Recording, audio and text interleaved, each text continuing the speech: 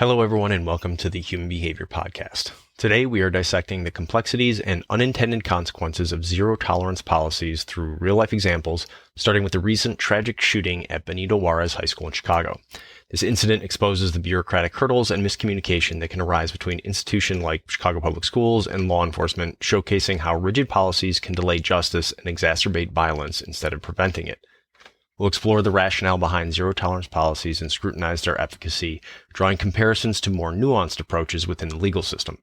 Through personal anecdotes and a variety of case studies from education, criminal justice, and corporate ethics, we reveal how the inflexible application of rules often leads to unjust outcomes that fail to consider individual circumstances. By highlighting cases where mandatory policies lead to disproportionate punishments, we make a compelling case for the necessity of human judgment, empathy, and flexibility. Thank you so much for tuning in. We hope you enjoyed the episode, and please check out our Patreon channel where we have a lot more content, as well as subscriber-only episodes of the show. Enjoy the podcast, kindly ask that you leave us a review, and more importantly, please share it with a friend. Thank you for your time, and don't forget that training changes behavior. All right, well, good morning, Greg, and hello to all of our listeners. We appreciate the continued support, and those of you who've been checking out the Patreon site and sharing the podcast with friends. That helps us out a lot and giving us the reviews and stuff that you have. So we do appreciate that and want to get that right off the bat here today. But today's topic is going to be about zero tolerance policies. And sort of the reason we're having this is we had a brief Patreon discussion about it. And, our thoughts were, well, we could probably do an entire podcast on it. And then one of our Patreon members, like their first comment was like, you should do an entire podcast on this. So, which is, what we kind of knew going into it, but there's some, there's a lot to unpack with it. And so the reason sort of we're talking about this is because we have a bunch of different examples of how, a zero tolerance policy is implemented, and it has like horrible, catastrophic second and third order effects. And there's reasons why people want zero tolerance policies where their intent, might be great and might make sense. But when it comes to policy level stuff, like you're not going to ever know completely how it's going to work, but like you can plan for some of these things. And so I want to get into that and answer a few questions about why as humans, we come up with these things in the first place, and what their actual effects are. And we got a bunch of different stories, and I'll put links in some of the episode details. And for the Patreon members, I'll put links to all this stuff, in a post so you can check it out. But there was one that I wanted to kind of start with, Greg, and it came out of Chicago. And there was a shooting at a high school in the Pilsen neighborhood, if anyone's familiar with that area, Benito Juarez High School. I actually had a buddy I grew up with, his mom taught there. But it was then the response to it, because there was this kind of shooting, and typically in those situations it's more like a gang type thing, not like a school attack, in the sense of a school shooting. It's a school that takes place shooting that takes place on school grounds. But basically the gist of it is there was problems, the Chicago Public School, administrators, teachers, principal there were like not divulging information to the police for their investigation. And so what they were saying was that, well, this kind of violates our policy on what we can and cannot share. And we're not allowed to give this. We have to protect the students. And the police are sitting there going like, look, we have an ongoing investigation. We need this information. So they, the Chicago Public School folks were like, hey, you got to talk to our legal department. And there was sort of this, what seemingly misinterpreted or ambiguous policy where they're only allowed to share certain things with the police in in emergent situations, and in situations like, a shooting, an active shooter incident or something, right? So it was unclear as to now this is just an investigation to something that was connected because everyone involved were current and former members of this school. So fast forward, what happens, it hampers the investigation. They don't end up, making arrests until I think a couple months later. And in the meantime, one of the people they did arrest was involved in another shooting in the meantime. So, what happens is this slows things down. It's tough for prosecution. And then now you're going to trial, and they're going to sit there and the defense is going to go, well, wait a minute, why didn't you investigate this further? Why didn't you press charges sooner? Because maybe you didn't have such a great case, or what's going on. So it really makes the situation worse. And so in that case, they had this sort of zero tolerance policy in place.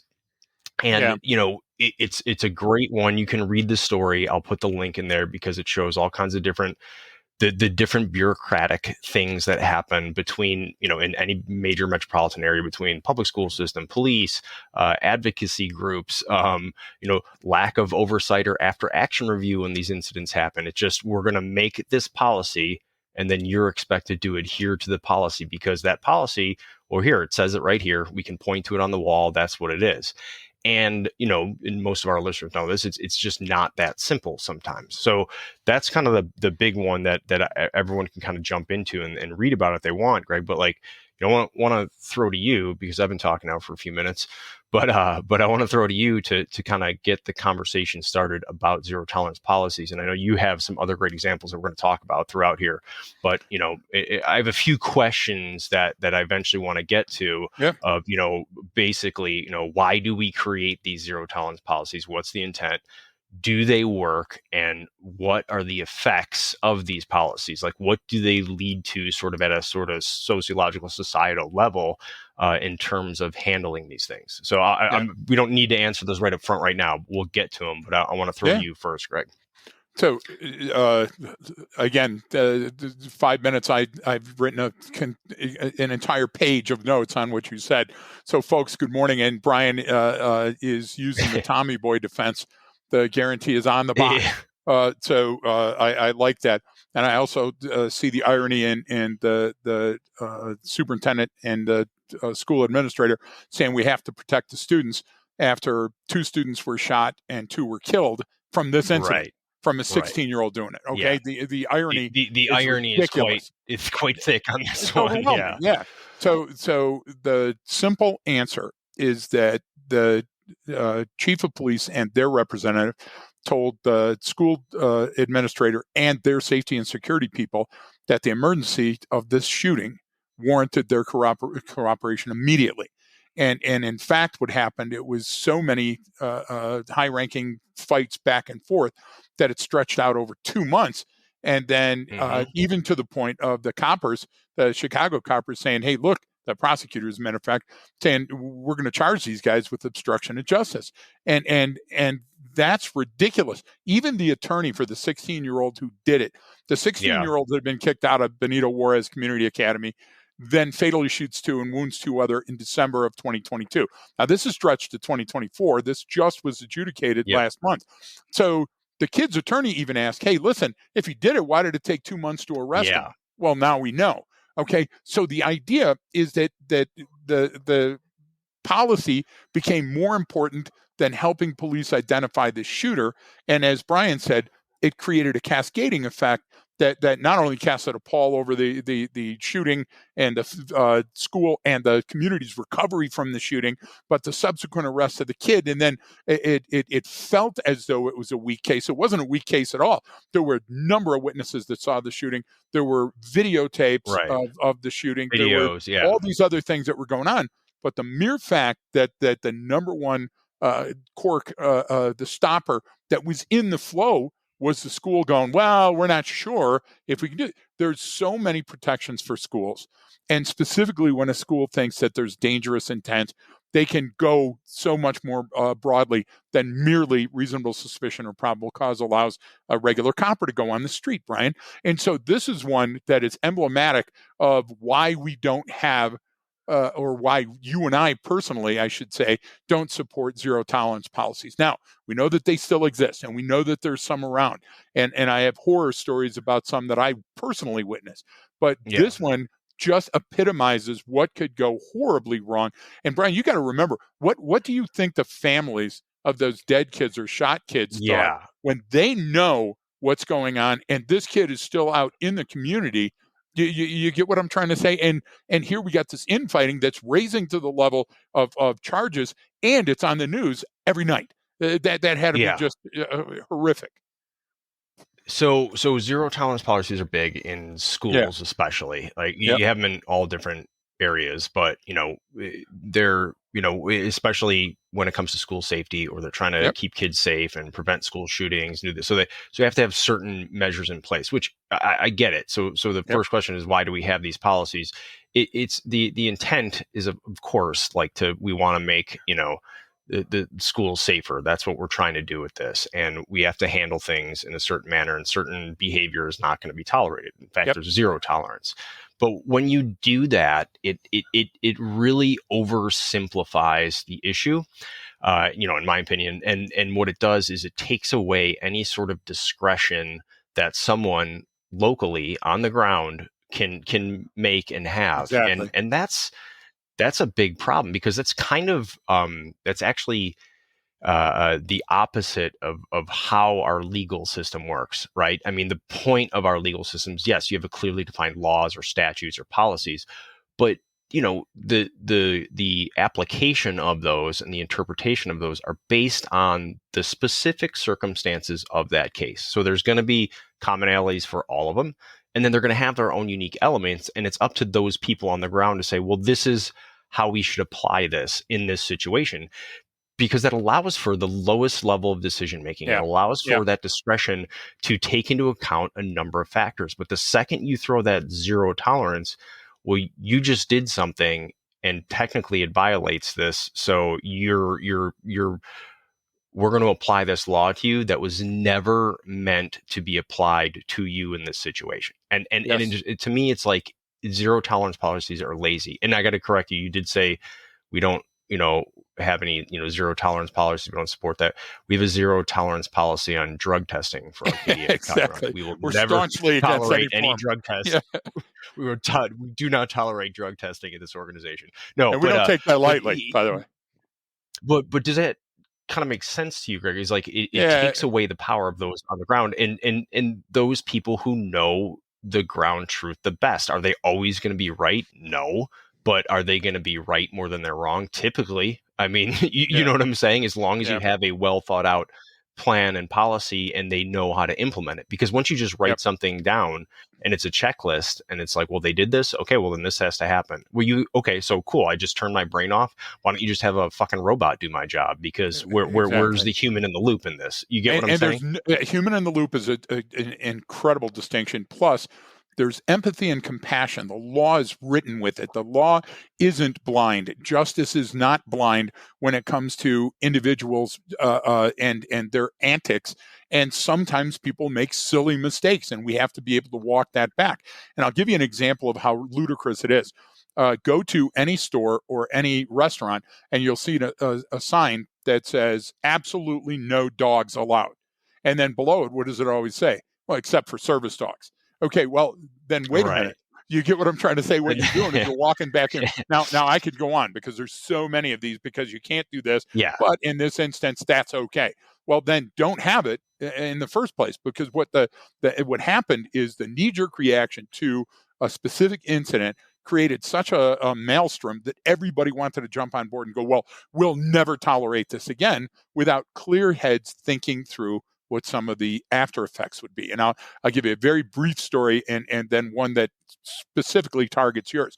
So I remember pulling over a car, traffic infraction, but that usually leads to bigger things. The stop was on 8 Mile, just off of DeQuinder in Detroit, and I walk up in a car, and you can smell some weed. And the kid had a little stone, they called it back in the day, with a little one hit, and he was doing it on his way home from work. And he was coming from one job, going to another job. And Michigan was zero tolerance back then, zero marijuana, zero narcotic paraphernalia, go directly to jail, do not pass go. So the kid had a car seat in the back. I asked him about that. He's a young father. Mom's at home with the kids. She's also got a job. They got to do the handoff before he goes back later. And Brian, it was a horror story. And I'm going to hook this kid. Do you get what I'm trying to say? For misdemeanor possession of narcotic paraphernalia and marijuana. So what happened, somehow gravity, entropy occurred, and the stone went up on a building near the site, and the weed fell out, and we called it Windy City back in the day, where it blew under the car and it was unrecoverable. And so lesson learned, the kid wasn't a gosh darn dangerous felon, nothing happened. Now, fast forward 20 years, I make a traffic stop up in, I got to be careful with attribution, as part of a drug team here in Colorado. And it's 3 kids, and they're partying their asses off, and they were going to the Air Force Academy. And the kids were from the Air Force Academy, know what the standards are there, know that they're going to be pilots, know that they're going to do this. And it's their first year there, and they're up there and they got more dope in the car. I think the dope weighed more than the car. And so the incident was then, I had to take that, another zero tolerance situation. I had to take that and measure that against what I had done before in my career and said, this is unsafe at any speed. I got to tell somebody about this. And so that's a different standard. And somebody right now is going to go, oh, you dichotomous bitch. I can't believe that you did that. No, I mean, there's one situation that these kids were out of control and they needed to be reined in. And there was a whole bunch of other policies that they discredited, that they had sworn to. That's a completely different situation. Is this poor guy that was coming back, so if you can wrap your mind around my decision making, that was because I didn't feel that zero tolerance could be applicable in both situations equally. And so I was stymied. I was on the ground going, okay, what do I do in these situations? Now, the law is very clear. Both people go to jail. Both people have the situation. I just didn't feel that way. And one more quick one. So you have Madison, Wisconsin, and you have a security guard copper that's working for the schools, a private contractor that's working for the Madison School District. And his name is Marlon Anderson. And what happens is a kid uses the N-word because Marlon happens to be black in the hallways, and Marlon stops him and says in his response, hey, it's very disrespectful you to use that word, and says the same word that the kid uses back to the kid and says it's disrespectful, it's hurtful, please don't do that anymore. And they wrap up Marlon, the security guard, and they fire him from his job for using it because it's expressly written in the policy of the school that no one shall, and this is the punishment when somebody uses it. So, Brian, now I've created a teeter-totter, and now you've got unequally weighted things on both sides of it, and one kid sitting up in the air going, hey, what the fuck? Think about how silly that feels. And someone will also come in and say, well, you chose based on whatever reason to enforce these laws in a different manner for this group than you did for this group, so you're biased against that. And it's like which that's not a ridiculous argument, right? I'm not saying that doesn't have. Yes, that has absolutely happened, especially in the history of our country before, where certain people were, prosecuted or more than others, and it's a brutal, ugly, horrible, awful thing. Yes, and never good. It still permeates in some places. It's just not what it used to be. But the thing is, when you don't allow for that, you're actually, my biggest problem with all of these is that it's like you're dumbing everyone down. Right, you're making us all dumber. You're saying, well, you can't make that decision, Greg. You need to get higher approval, or we have to do this. And you know what? I'm going to come in and we're going to show you exactly how to do your job and what situations these work for. But the problem is, that's not how real life is. There's no. The law has to be cut and dry, right? It has to be explicit and say this is what it means. But the interpretation and the application of it, there's complexity in it. Like you just gave an example of two completely different situations, but with the same law, how can you tell me it's applied differently? Like those are the same thing. It's like, well, no, it's not. It really isn't. I mean, exactly. Well, and there's no better way to look at it than even like the criminal justice system and how we apply different sentencing when they did minimum sentencing standards. It's like, okay, so you just took someone in their first offense for whatever this is, because it was crack cocaine and not regular powdered cocaine, and someone, when they were writing the law, didn't do the math correctly, and now that has a higher punishment, literally from a clerical error in computation, and now that's in law, but this is what you have to do. It's like, well, like you're taking away the basic human ability, what has kept society together for as long as humans have been around. It was this individual way of assessing a situation, having the learned folks apply things and go, well, based on what we know from the past, this is what's codified in the law, and this is what tradition is, and this is how we should apply it, because we don't just expel someone right away from society. We go, okay, we got to give them a chance. Now, if the severity of the situation or the crime is enough, then we say, hey, you got to go. You're fucking done, dude. You can't do that. Exactly. Exactly. But this is my biggest overwhelming problem with any type of zero tolerance policy. You brought a great one right there of a school policy of what someone said.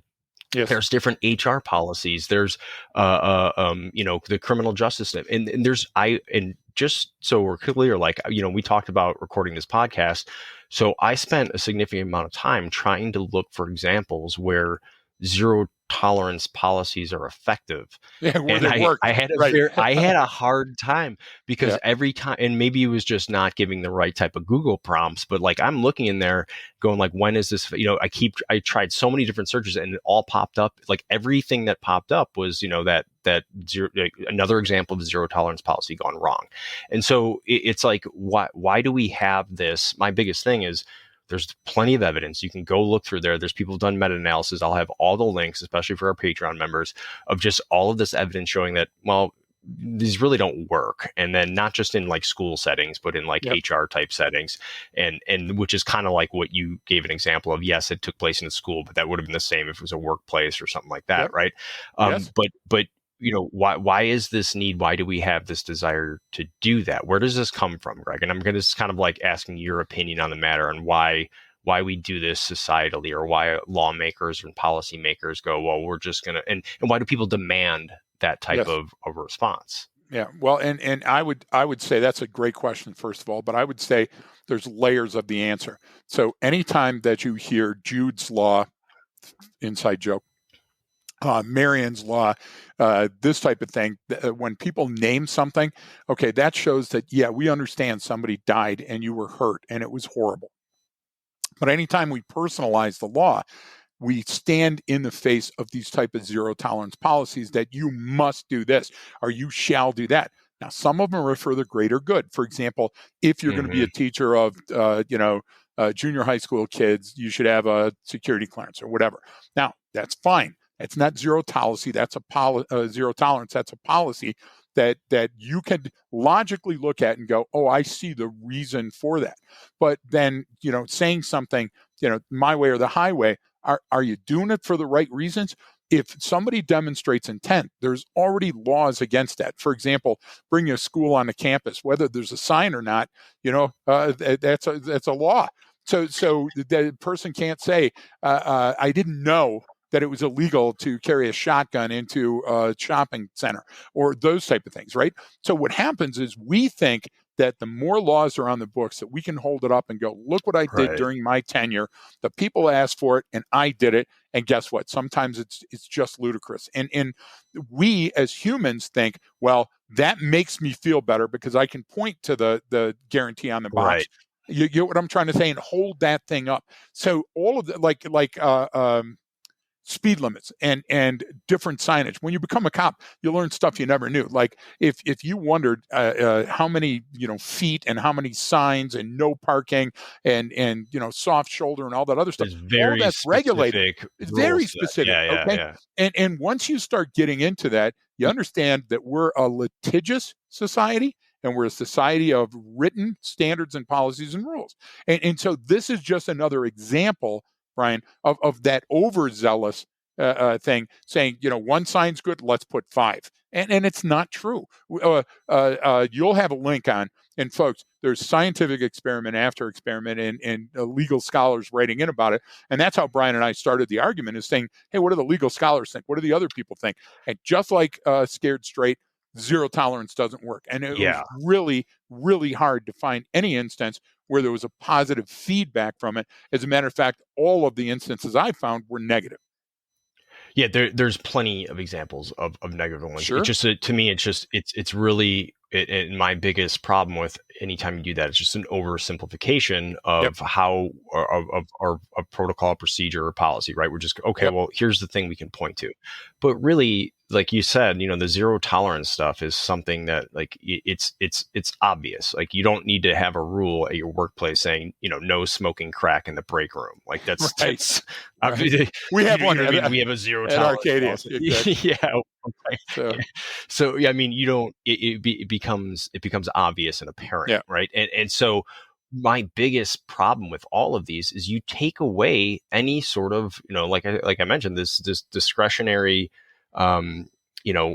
way of applying policy and procedure, and everyone's scared of that, and we're scared of that at scale, but we all want to do it individually, right? So we want to micromanage how things are going to happen and what books are in the school. Like, we can't even figure out the best way to educate children, right? We haven't even crossed that. We haven't checked that box yet, but we're already saying, here's what you should be teaching them, or here's what you should. It's like, well, wait, we haven't even agreed on how the best, way of going about doing this is, let alone the specifics of this subject and this thing. But what I'm getting at is, like, we have this, like, as humans, we don't like to be individually. We hate being micromanaged. Everyone's just like, just let me do my job. How many times, like, dude, I got this boss I got to go to. I got to report. Everyone complains about their process at their work, or things that they're micromanaged, and they can't ever do it, and they get shit from their boss, and everyone hates boss. Are you a boss? Are you a manager? Or are you a leader? Like, then we have to get those right. Everyone hates that shit.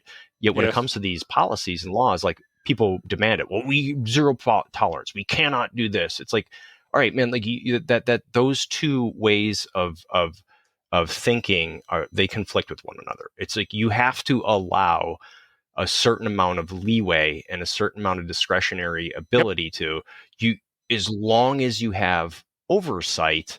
Then it's okay. I mean, you can go to, like, government, especially like military examples, where they put down, all right, hey, we're going to allow lower level units to have more discretion about how they spend training money or what equipment they buy or something like this, right? So you didn't have to go through the long process, and it's faster acquisition, it's faster this.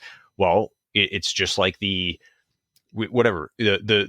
PPP loans or something. Like, what happens when you just allow that to occur? Or is there going to be fraud, waste, and abuse? Yes, because if you don't put in the oversight of it, if you don't put in these limiting factors, then that's the issue. But no one wants to go through the details of what that is, because it's complex and it's tough, and those are tough calls. And so it's like, I always just see it sort of as this sort of dichotomous way that humans are, right? We hate it personally, individually, but societally, we know we need to sort of give up some of our freedoms or agencies to live in a society, right? You have to. There's always a balance between, security and safety and civil liberty. Like that's all.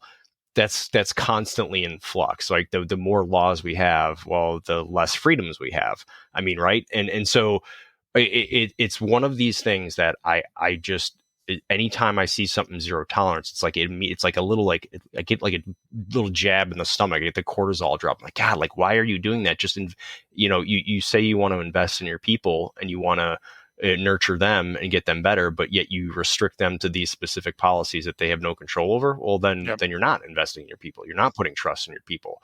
You know what I'm saying? And that's the biggest thing too. Out of, like, the HR examples for the private sector workplace came out. It's like, look, these zero tolerance policies don't work. What works is having open communication, understanding of the application of policies, right? Teamwork, like building a trust in your people with leadership. Like, if you have that, you don't need a zero tolerance policy, because everyone, some of the things are already implied, right? I mean, they bother me. I counter with a parallel argument that there are amendments to the U.S. Constitution. Mm-hmm. And that is because learned people sat down and said, man, we got to fix this. And there are Colorado revised statutes, for example, for the law. And revised means that we went back and looked at these, and these are better laws than those were. And it's not knee-jerk, and it's not a quick reaction from it. It's where people took time. Look, I say this a lot when we're in person to other people. Lysergic acid diethylamide, LSD, was legal in the 60s because there was no laws against it, and people built it. And until somebody came together and say, wow, there's a lot more deadly and detrimental effects to this, and then they had to enact things. So what has to happen is people, like, look, if the dike is leaking, you got to stick a finger. Okay, I get that, but those knee-jerk stopgap methods have to become corrected and codified over time with research and diligence. And we're not doing that. We're saying, okay, well, this place has a lot of gun violence. Well, we got to have a shot spotter, and they changed their name, by the way. And then this school has this, so we got to build, a bigger wall and a bigger fence and a bigger this, and then let's add dogs, and then let's add dogs as bees in their mouth. That's the exact thinking, Brian, that got us here. with this discussion on zero tolerance. And listen to me, if you're hearing my voice, we're not saying that all zero tolerance is wrong. We're saying that we're really, really trying to find one or two policies that save stuff. And if somebody's going to counter, it's always school shootings. Somebody's going to counter, well, we saved the school shooting. There was just a caper where the FBI had been following a guy January, February, March, and just arrested him because he was going to go and shoot up a concert, wanted to start a race war before elections, all this other stuff. And when you read through that thing, that needed to happen. We need to do that. But there was no zero tolerance policy in there. What it was is this nutcase was making threats and this stuff. Yeah. So the investigation led to this other. That's called due process. And due process trumps all those other things. Everything. When policies trump logic, we have a problem. We have a big problem because then it takes due process out of the equation. And now we can no longer see a situation clearly. That's like, let's only enact laws after a school shooting. Well, wait a minute. We know there's going to be another school shooting. We know there's going to be another Pulse nightclub shooting. It's just a matter of how we are as a society. So if we're going to enact and do research, now's the time. No better time than the present. And there's things out there that are so dichotomous, like a school policy on, the message on your clothing, or the one that I sent you about Morgan Stanley, those right here. What you have is you have somebody's idea of future. Well, listen, I'm imposing this restriction on you because I think of it might cause something in the future. Well, wait a minute. Okay, I'm all for predictive analysis, but I can't charge you for a crime you haven't committed. And so, assuming that I'm seeing, this crime set up, the Morgan Stanley one, Brian, now that was 9 years ago, I think, if I'm correct. But the idea is it wasn't for trading violations or client complaints. What happened is their biggest private wealth brokers, the biggest producers that they had at Morgan Stanley, were engaged in personal conduct and according to the people that invoked the zero tolerance, that their misbehavior off duty was probably going to spill over at work. So we better nip it in the bud now by creating this. And what they did is they didn't have a tangible look. It's cause and effect, but you have to have reasonable suspicion or probable cause. You have to have demonstrations of intent. I can't say that, hey, we're going to put an intersection here because one day this city's going to expand. So we're going to put lights here and safety now, because in 27 years, some kid's going to be skateboarding and he might hit his head. You don't do that. That's not how we work. So there's a balance. Again, back to the teeter-totter, back to the seesaw. There's a balance, and that balance is always precarious. And if we're going to write it down and put it on a sign, Brian, we should be more diligent in the research. Yeah, and I think it's I think that this is ultimately lazy is what it is. Like when you just say that this is what we're going to eat, it means I don't want to take the time to go through this because, even with like different military examples for different requirements for certain things, here's the requirements, but you can get a waiver if you don't meet those requirements. And it's like, well, why? Because that's someone then taking the time to go, well, what is it about your unique situation on why you should still be allowed here or able to do this job, even though you don't meet this requirement or you did something before in your past. And you investigate it, you look at it, and then you give a thumbs up or thumbs down. And you're not going to be right 100% of the time, but no one's ever right 100% of the time. But the idea is you have a process in there to go, well, this is an exception, right? There's exceptions to certain rules, and as there should be. I mean, you can't have this cut and dry way of doing it, and it's just, I think it's just lazy, and this is the effect it has is then it permeates kind of societally and within an organization. And then we just get lazy with everything. And then we just go, well, I don't want to deal with this. There's all this pressure societally to handle this problem or whatever. So we'll just say this is the zero tolerance policy. It's like, well, you're going to screw someone over, and you're going to screw someone over pretty bad. And then sometimes they're probably going to come back and sue you, and you're going to lose out in the long run. And you just like, it's the dumbing down of us as humans. Yep. And the Liam Morrison at Nichols Middle School is a perfect example of this.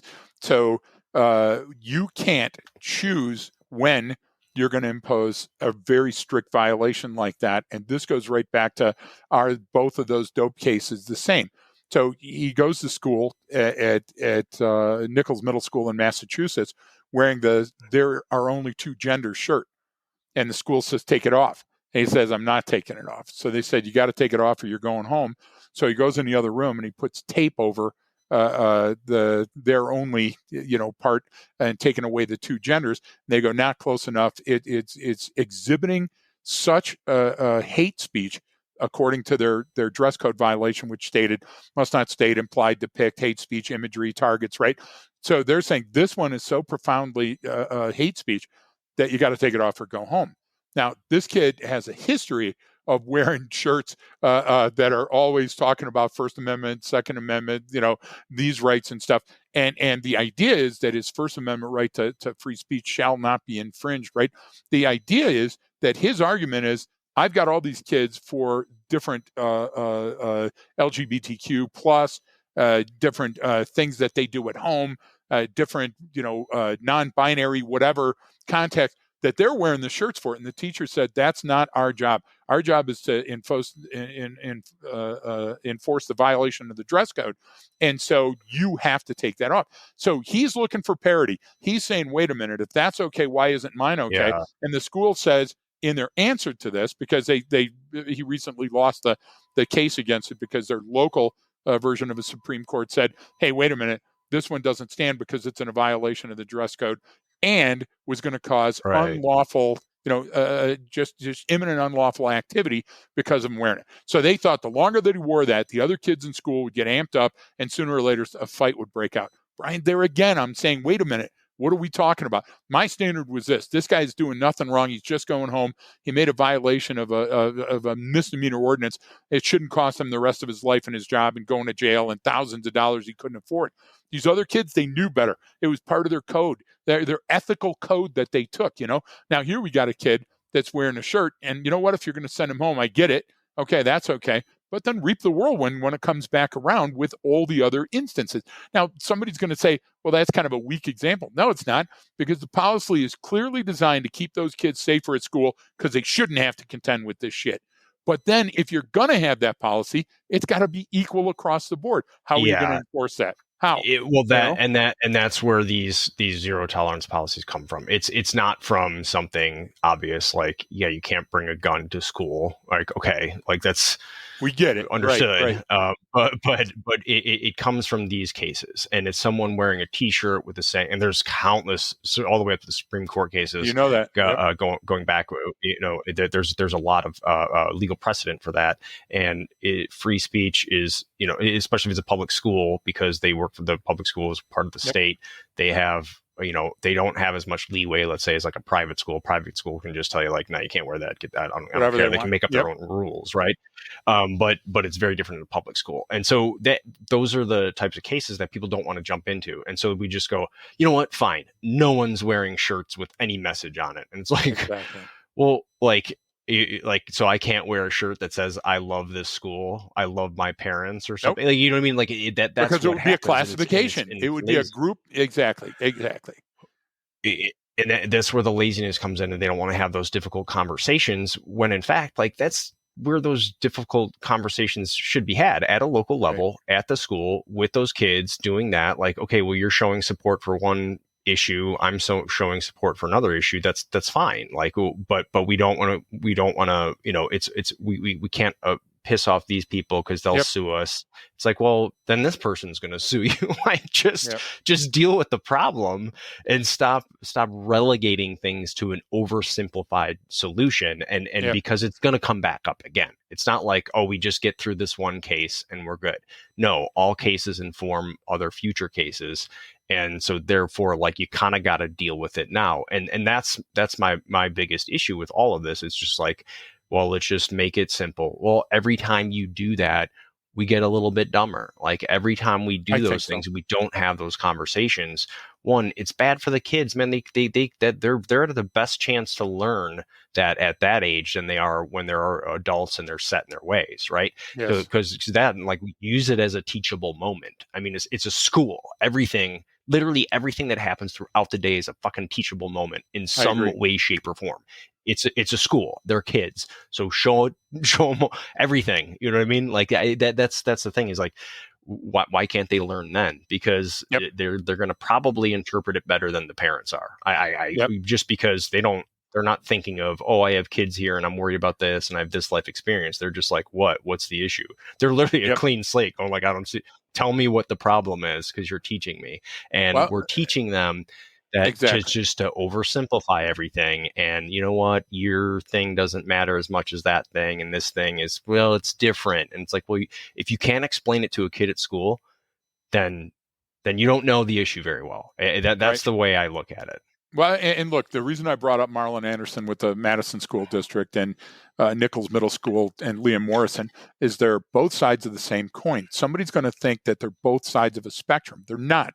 Okay. I agree with having policies and dress codes because if they're equally applied, they lessen the risk that might go along with threats of violence and those type of mayhem that could cause that happen at school, because kids are kids and they don't understand things and they'll act out and act up. Look at this whole thing with the college campuses now.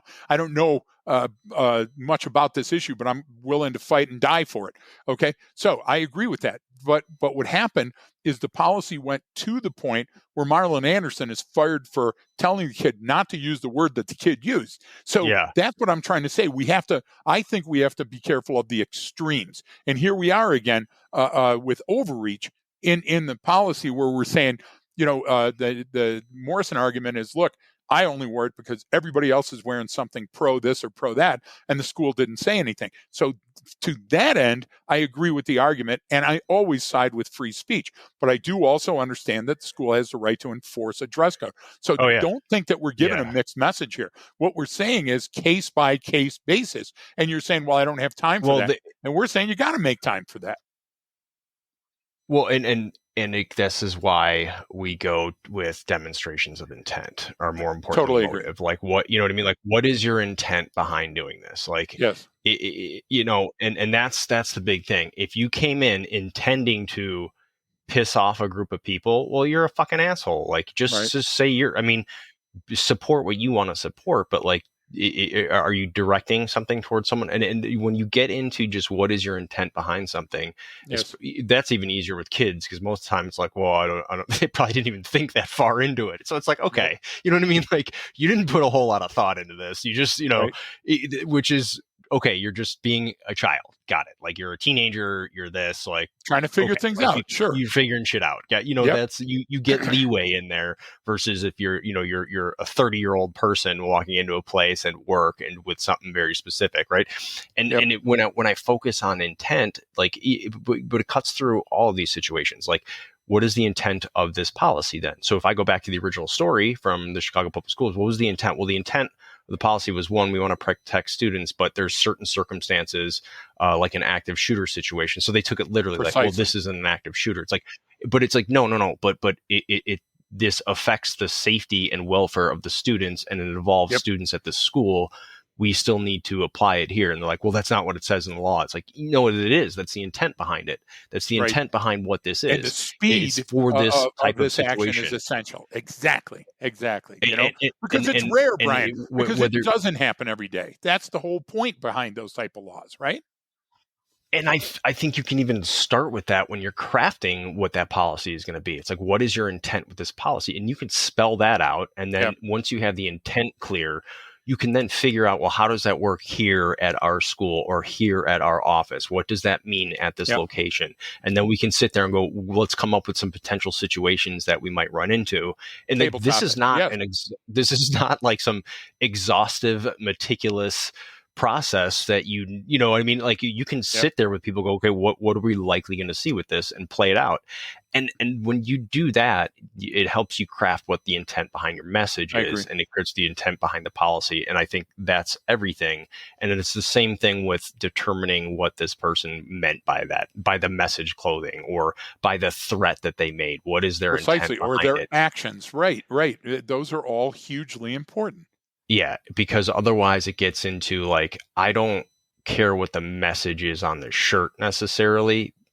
Are you just trying to be provocative? Are you trying to be evocative? Are you trying to just piss people off? Like whatever the message or the group that you're identifying with, it's like, that's fine. You get to be that as a human. You get to be part of all kinds of different groups. But what is your intent with the action you Yep. just took? And, Yep. and it helps clarify it, because then I can use that no matter what side of the issue it is. And it helps me just maintain some clarity. Are you exercising your First Amendment right? Or are you here to start a riot? You know what I mean? Like, those are two Precisely. different things. Right, and So that's a predictive analysis tool that could be applied in this situation. The lowest level argument is we have a policy against that. Totally agree, as long as it's uniformly applied. Then the second thing is somebody goes, okay, it can't be uniformly applied because this is a one-off situation. Okay, agreed. Let's bring it in. Is this the proper venue to have this fight? Is this a fight that we should have in front of the students on this day at that time that might hurt somebody needlessly? Why don't we take this to the superintendent's office? We bring in, the voices that need to be heard on this issue, and we go in this instance. Now that's something that everybody is going to go for, because look, what does due process say? You have your day in court. You have your time. That's not what we were doing. And Brian, I just want to make sure if we have a chance that we cover the Scotty Scheffler incident, because here's a perfect example of a guy demonstrating intent over and over and over. And then a policy is used to circumvent everything. Can you give us a recap of that one? So Louisville PD, okay, they're investigating a fatal accident right outside where the golfing is having one of their biggest events ever. Number one ranked golfer, Scotty Scheffler, is on the way, and he's running a little late. So all traffic is blocked. So he violates all traffic laws to circumvent the blockade they've got at the fatal, drives in oncoming traffic for a significant amount of time, violating all these laws and rules for safety, and he gets pulled over, stopped by a couple of coppers, including a detective that doesn't have his body camera on. For whatever reason, he doesn't have his body camera on. He tells Scheffler, hey, you got to stop the car. You got to get out of the car. Scheffler drives off, dragging the copper for a distance. And what happened is, after all the press going both way, but that's Scotty Scheffler. Hey, there's a different standard. And clearly Scotty felt it was a different standard. What happens is the Louisville PD comes in and goes, hey, we have a uniform policy that says that thou shalt do this. And he didn't do it. So we're dropping the charges against Scheffler.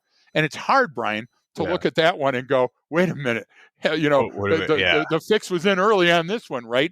And so the cop gets reprimanded and they drop the charges. And think of those. If it was you or I, would the justice have been applied the same way? And I think that's what we all want. We want our day in court. We want our due process. And you know what? If we do something completely boneheaded like that, we should expect to get pulled over.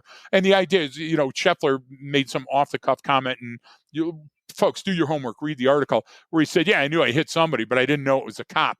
Okay, wait a minute. Those demonstrations started building from the beginning. What the fuck does that Your Honor, that's mean? the boys will be boys. Defense, I didn't know he was an old feeble man when I pushed him down. Exactly. I thought he was a kid. It's like, when I fired the shot at his chest, I wasn't quite sure that the bullet would penetrate. No, and what we do sometimes, Brian, is we placate things like Liam Morrison. Good on you that you're thinking about the constitutional amendments and your First Amendment right and everything else. But school's not the place to wear that flag. You get what I'm trying to say? Take it out of there. And so while I side with the Massachusetts court, my fear is that it's going to go higher, because it's an issue that we all worry about, our free speech. And sometimes, Brian, we fight for free speech, even if it's a shitty argument. And that hurts me too, because when we start thinking about that, people don't understand the effect that something like free speech can have on it. I actually wrote down, if I can find my note quickly about that, gosh darn it, that, when we take those things in, Brian, what we don't think is, we don't think of the impact that our words have. And we have to understand that when we take a look at the way the law is, we can't make those short. I'm never going to be able to find my note on it. We're not going to be able to understand the effects of that knee-jerk reaction to a one-off incident. And that's also why I'm saying, when we name them, and it's Megan's Law. Okay, I get that, but what we're doing is we're sort of bottlenecking it at this point in a series of facts that may never happen. Look, we all want the same thing. We don't want crime. We don't want terrorism. We don't want to be raped. We don't want our property stolen, all that. And I think there's plenty of precedent that shows that we do those things well. It's these things where when the light shines on them, they're a little bit different, like the Scheffler thing. I haven't followed the caper because we've been busy. But Brian, did he issue an apology at least? Did he say, hey, look, kids, this isn't the way that you want to do it? And why didn't we get all the information? Because he's famous, because he's a hell of a golfer. And that's the same thing really that I'm afraid. And everyone says he's a super nice guy and all that. Yeah. Exactly. And to go back, just remember, everybody, Marlon Anderson got his job back. Why? Because enough people said, wait a minute, this is a good guy. This guy did everything right. And this law is wrong. It's broken. So going back and fixing a broken law is great. The same thing with Benito Juarez Community Academy. Okay. They had to know that they were skating on thin ice and violating the CPD, the Chicago PD, openly like that. What did that do? Did that restore any faith in the community or in the school or in the cops? You see what I'm trying to say? So those long-lasting effects from a short-term decision, Brian, are some of the most disastrous, and we really have to focus on those. We don't. I don't know. It's like you can do both. You can think globally or strategically, and then act locally or tactically, right? You can do that. You can say, okay, I have to make a decision on the specific case, but I have to take into account the overarching effect it will have, not just on the specific case, but overall. Absolutely. And you got to balance that out. And I think that helps with a little bit of understanding on how to approach these issues. Is yes, we have to, people are upset about this thing, so let's deal with it. But how does that fit into the overall big picture? And exactly, is this the one we want to go all in on, or is this something that's going to pop? You know what I mean? It just to sort of think strategically, but act tactically. Is what I would say, or decide tactically. That's kind of how I look at it. But we also, Brian, I think we also have to take a look at outdated concepts like. I'm ambivalent about the scales of justice because I absolutely love the law. You know me. But when we take a look at that, we've forgotten the message. Justice is blind was intended to say that it's going to be equally applied no matter how much money you have, no matter the color of your skin or your religion. Then we see the scales. Well, the old standard was the preponderance of evidence. The more evidence you had that tended to show one side over the other meant that you would win. And we know that's wrong. So now it goes down to case-by-case basis, putting yourself in the shoes at that time, at that place, and then looking at evidence, artifacts and evidence that support. And then we have bench trials and jury trials. So that thing, which we all understand, listen, when we get the balance out, then it's going to be great. We know that it's been problematic. So here's a time in our lives where we could make a big change and restore some order by going back and saying, hey, these capers are important. Look, you know what you and I do? We pick out capers and talk about it for an hour that nobody's ever heard of. I'm saying, why haven't you heard of these cases? Why aren't you more outraged that it took 2 years for Benito Juarez Community Academy and the CPD to come to a realization that things needed to be fixed, Brian, on both sides, like the after action review? That became a contentious situation. How can it? These are all things that are meant to make us safer and lubricate the wheels of justice, and they did exactly the opposite, and that gives me pause. No, I agree. There's kind of a lot of different cases we brought up as examples in the episode, and I think it's an easy way out. If you want to hit the easy button, sure, create a zero tolerance policy. It's going to come back and bite you in the ass, but hey, you didn't have to do any work right now. I mean, that's my big thing. It's like they're complex, they're tough, but they're not outside of the span of someone's control or what you can do at a very simple level. Like this isn't, don't overthink it when it comes to this stuff. I mean, just what's the best way to enforce this for where I'm at right now? How does that fit into the bigger picture?